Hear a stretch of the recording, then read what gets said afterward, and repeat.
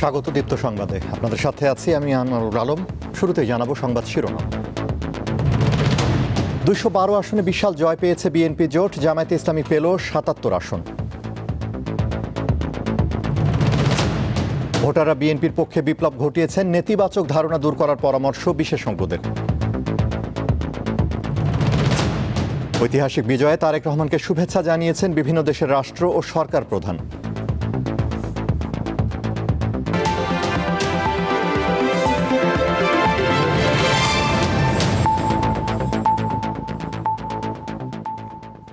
এবারে বিস্তারিত।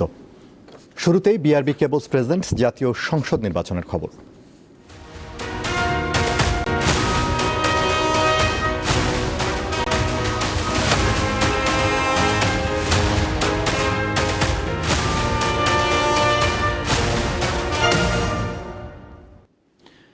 ত্রয়োদশ জাতীয় সংসদ নির্বাচন ও গণভোটের আনুষ্ঠানিকভাবে ফল ঘোষণা সমাপ্ত করেছে নির্বাচন কমিশন। বেসরকারিভাবে ঘোষিত ফলাফলে বিএনপি ও তার মিত্ররা পেয়েছে ২১২ আসন। জামায়াত ইসলামী নেতৃত্বাধীন ১১ দলীয় জোট ৭৭ আসন নিয়ে দ্বিতীয় স্থানে রয়েছে।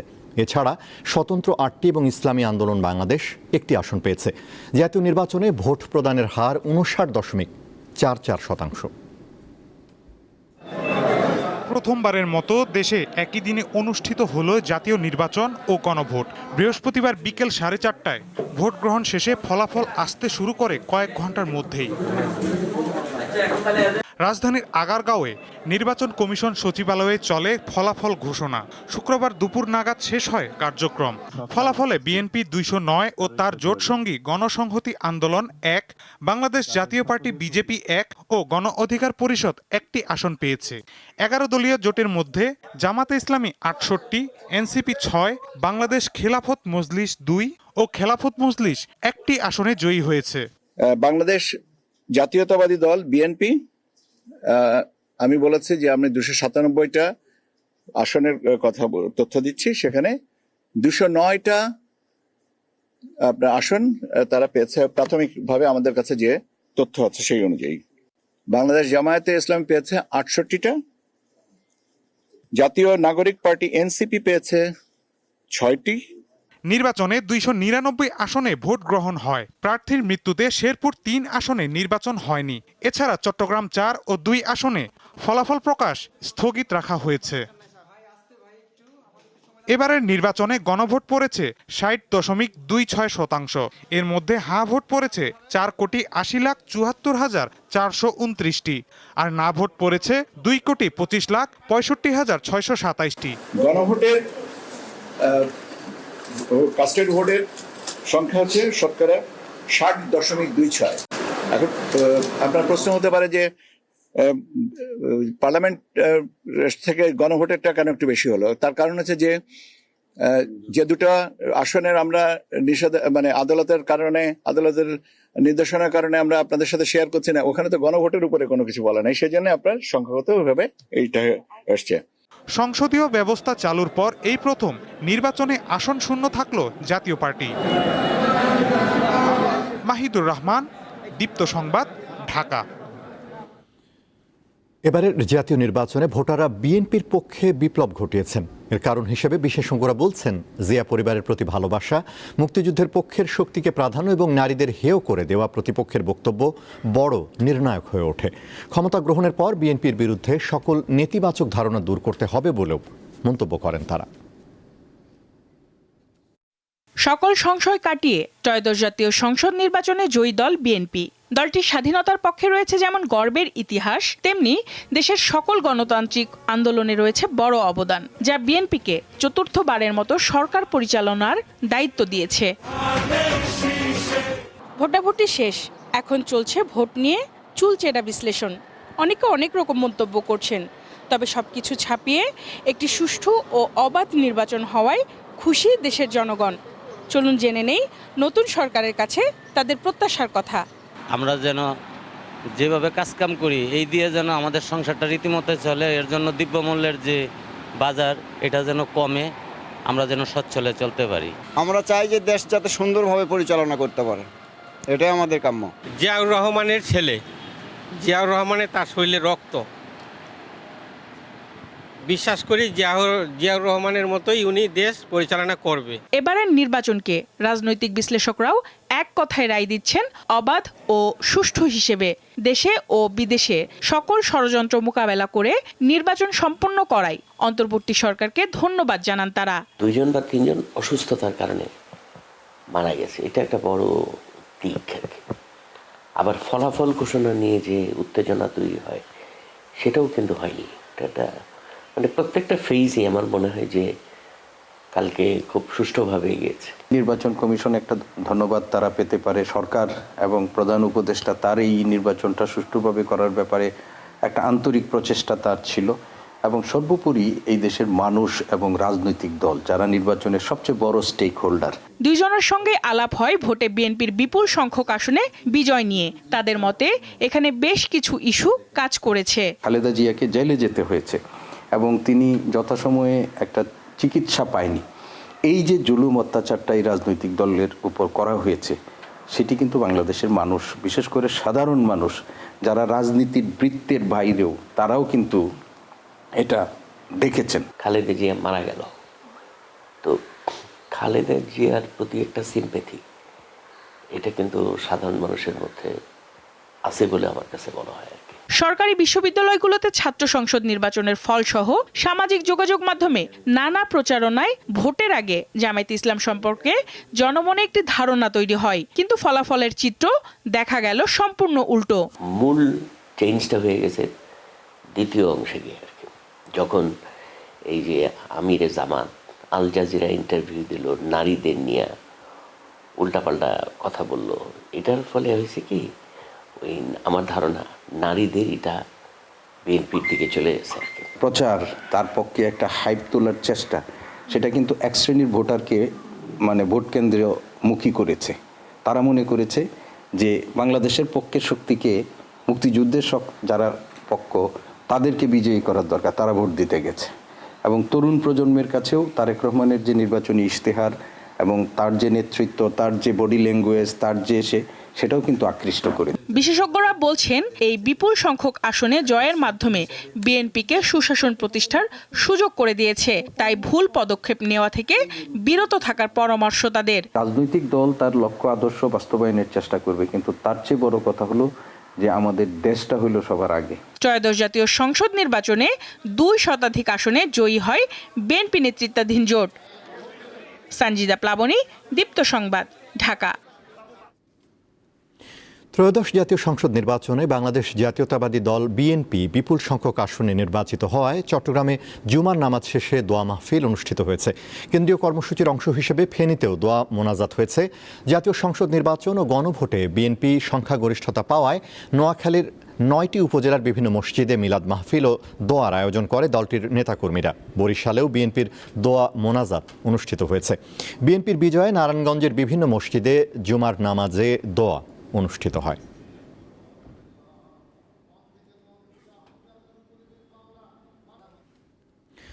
নির্বাচনে বিএনপি জোটের বিজয় গণতন্ত্রের, এই বিজয় বাংলাদেশের বলেও মন্তব্য করেছেন বিএনপি চেয়ারম্যানের উপদেষ্টা মাহদি আমিন। শুক্রবার দুপুরে রাজধানীর গুলশানে সাংবাদিকদের সঙ্গে আলাপকালে তিনি কথা বলেন। এ সময় বিএনপির স্থায়ী কমিটির সদস্য সালাউদ্দিন আহমদ বলেন, বিএনপি সাংবিধানিক প্রক্রিয়ায় সংসদে যাবে। আজকের এই বিজয় শুধু বিএনপির না, এই বিজয় গণতন্ত্রের, এই বিজয় বাংলাদেশের। আমরা বিশ্বাস করি জনগণের যে আস্থা, সমর্থন এবং ভালোবাসা আমাদের নেতা জনাব তারেক রহমান পেয়েছেন, ইনশাল্লাহ ভবিষ্যতে একজন প্রধানমন্ত্রী হিসেবে তিনি বাংলাদেশের প্রতিটি মানুষের অধিকার এবং স্বাধীনতা নিশ্চিত করবেন। আনুষ্ঠানিকভাবে গেজেট নোটিফিকেশনের মাধ্যমে ফলাফল ঘোষণা করবেন এবং তারপর থেকে ক্ষণ গণনা শুরু হবে সংসদ সদস্যদের শপথ নেয়ার বিষয়টি, সেটা সাংবিধানিকভাবেই হবে ইনশাআল্লাহ। দর্শক, এই মুহূর্তে গুলশানে বিএনপি চেয়ারম্যানের কার্যালয়ের সামনে রয়েছেন সহকর্মী মোহাম্মদ হাসিব। কথা বলবো তার সঙ্গে। হাসিব, ফলের নির্যাস ও দুধের সমন্বয়ে পোলার টর্নেডো গ্রিন অ্যাপল আইসক্রিম, মন ভালো থাক। হাসিব, বিশাল বিজয় অর্জনের পর বিএনপি নেতাকর্মীরা কি বলছেন, আর বিএনপির পরবর্তী করণীয় বিষয়ে কিছু জানতে পেরেছেন?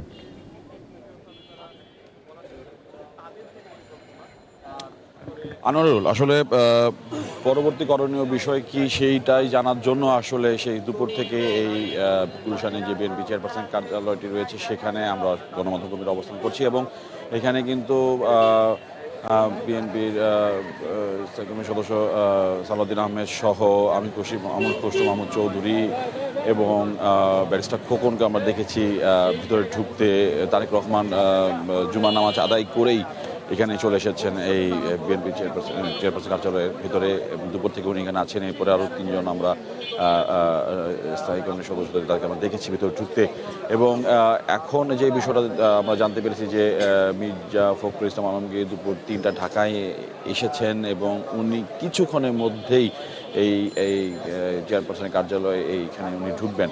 তো এটা জানতে পেরেছি যে এখানে ঢোকার পরেই একটা আনুষ্ঠানিক মিটিং শুরু হবে এবং মিটিং শেষে একটা সংবাদ সম্মেলনের আয়োজন করা হবে। সেটা অনেকটাই আনুষ্ঠানিকভাবেই হবে এবং সেইভাবেই প্রস্তুতি রাখা হয়েছে। পুরো জায়গাটা আসলে আইনশৃঙ্খলা আইন বাহিনীর নিয়ন্ত্রণে রাখা হয়েছে।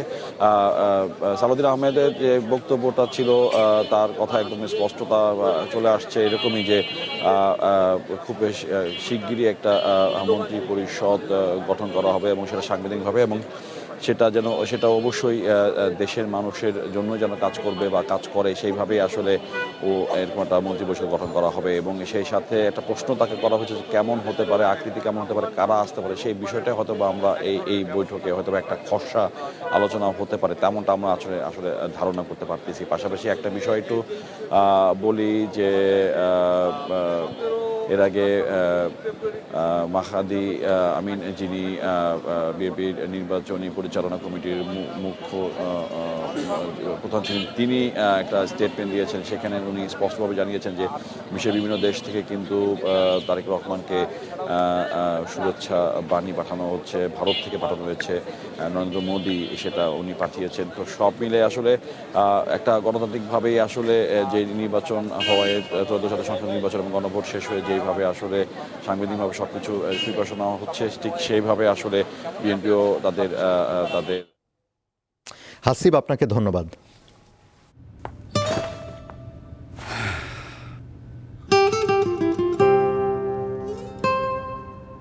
একটু ভালোবাসা ভালো করতে পারে মন। চিজি আইসক্রিমের সাথে ভেলভেটি কেকের মিশ্রণে পোলার রেড ভেলভেট আইসক্রিম। পোলার, মন ভালো থাক। এবারে কেওয়াই স্টিল চট্টগ্রাম সংবাদ।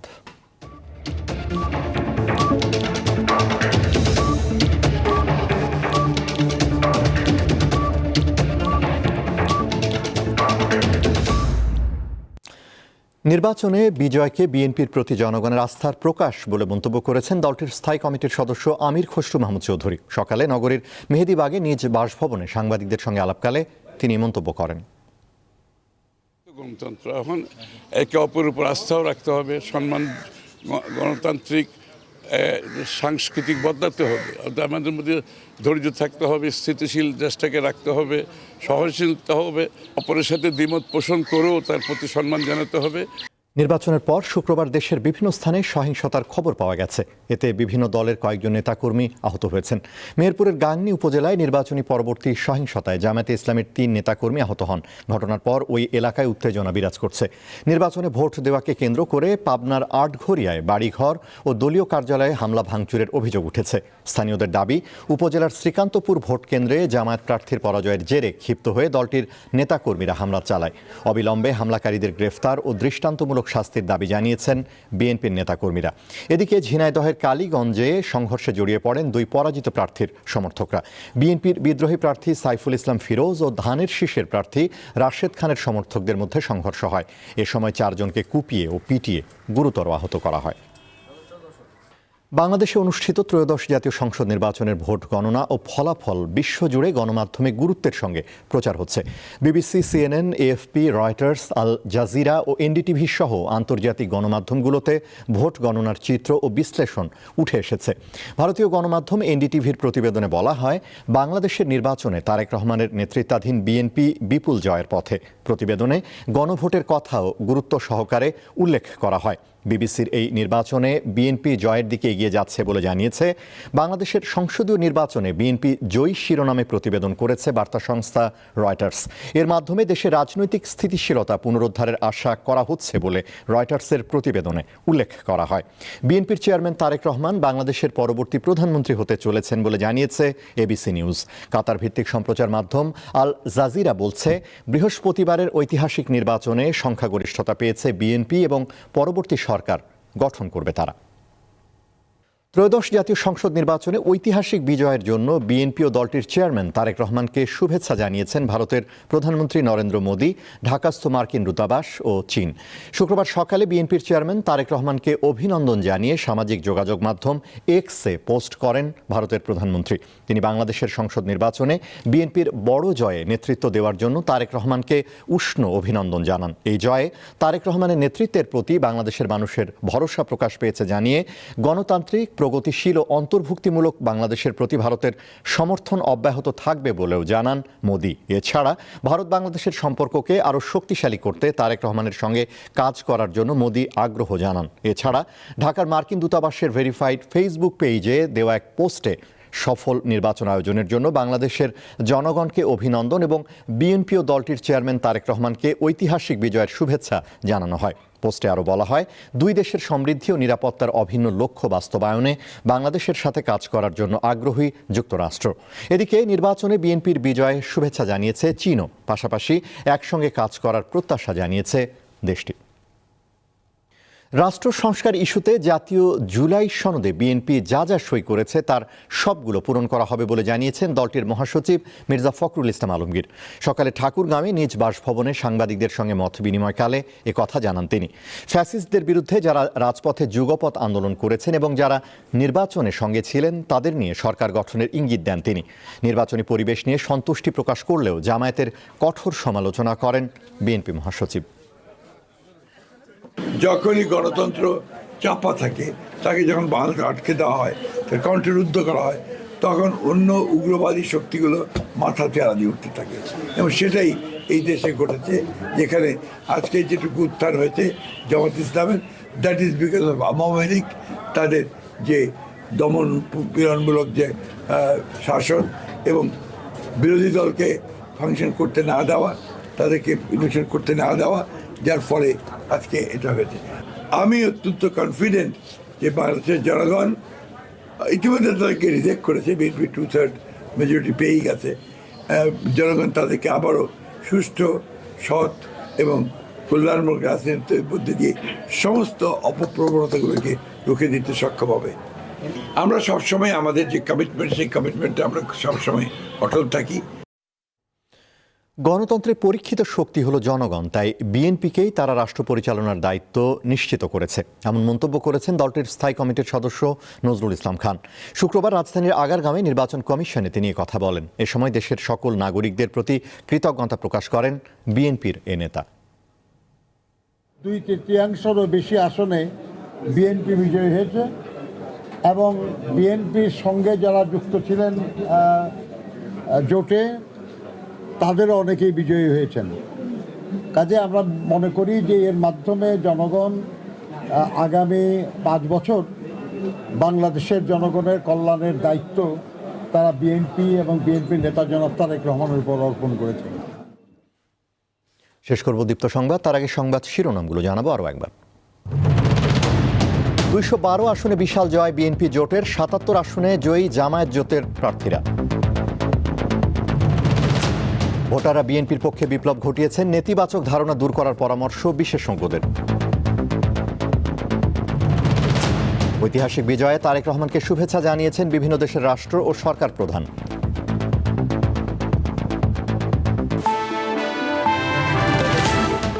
এই ছিল এখনকার মতো। আমাদের পরবর্তী দীপ্ত সংবাদ সন্ধ্যা 6:40 দেখার আমন্ত্রণ। এছাড়া আরও তথ্য বিনোদনের খবর পেতে যুক্ত থাকুন দীপ্তর ডিজিটাল প্ল্যাটফর্মগুলোতে। ধন্যবাদ।